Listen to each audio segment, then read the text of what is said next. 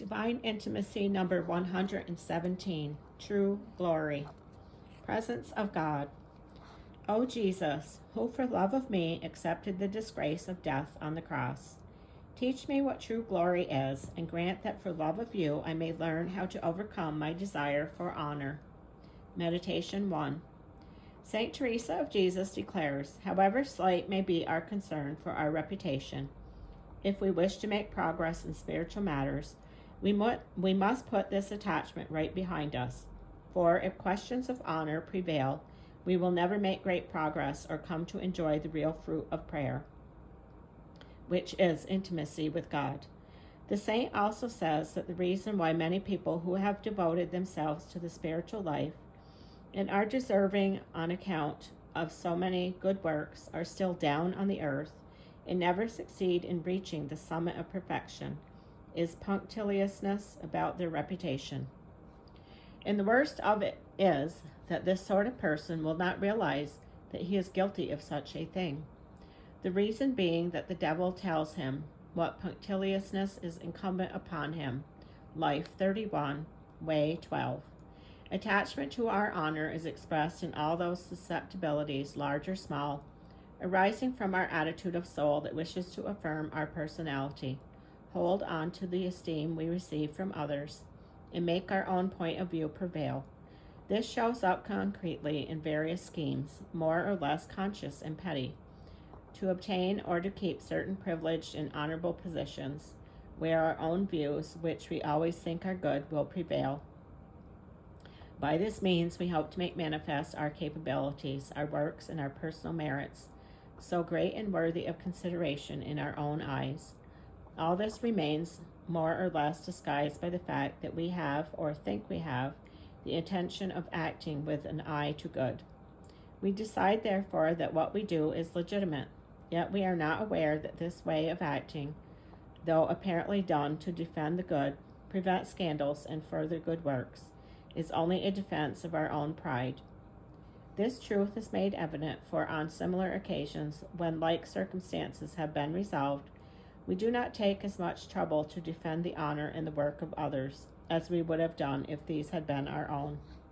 A soul that allows itself to be preoccupied with such things is, as St. Teresa of Jesus says, bound to earth by a chain which no file can sever. Only God can break it with the aid of prayer and great effort on our part. Meditation 2. To find out if we are really detached from sensitiveness about honor, we should not rely on desires which sometimes come to us during prayer and make us think that we are ready to bear any kind of humiliation or scorn. Instead, we must find out what our attitude is at the critical moment when something wounds our pride. Then it will be very easy to see that we refuse to be thwarted over the very smallest matter of precedence. Apparently such a thing is quite intolerable. T.J. Way 16. These more or less sharp reactions of our sensitiveness show us clearly that we are very far from crushing underfoot our concern about honor.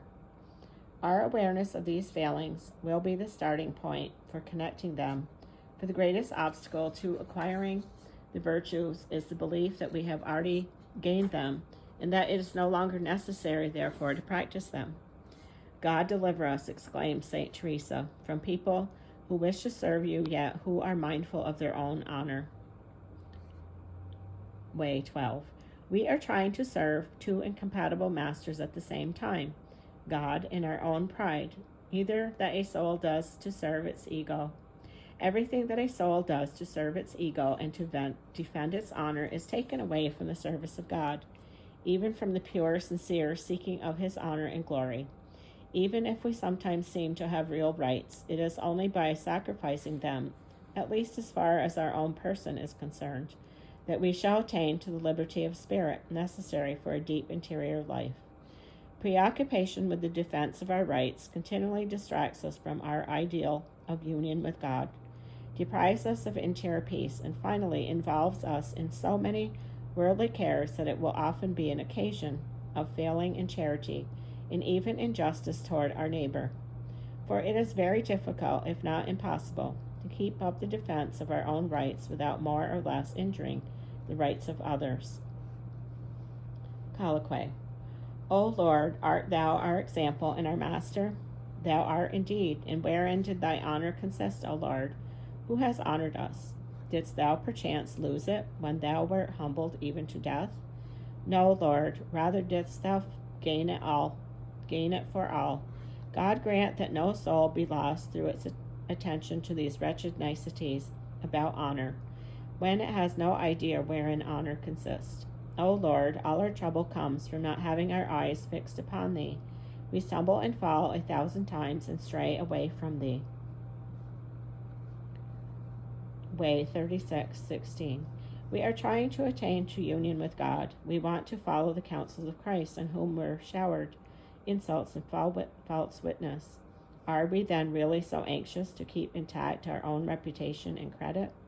We cannot do so and yet attain to union, for the two ways diverge. When we exert our utmost efforts and try in various ways to forego our rights, the Lord comes to the soul. T.J. Life 31. O Jesus, grant that my honor may consist solely in intimate union with you, in the effort to become more and more like you. Although you were God and had the right to be treated and honored as God, you willed to be treated like the lowest of men. You wished no other right than to fulfill the will of the Father, to die on the cross for his glory and our salvation. In the light of your example, I have a better understanding of the meanness of my pride, which, in order to defend foolish rights, loses itself in so much confusion and so many fruitless discussions. O Lord, among the thorny roots of my passions, when you have created me to soar in the heavens, oh, help me to free myself from the vain pretenses of my ego, which like a heavy weight continually try to drag me down. Help me to get rid of this great load and to rise towards you, my God, in a sure flight.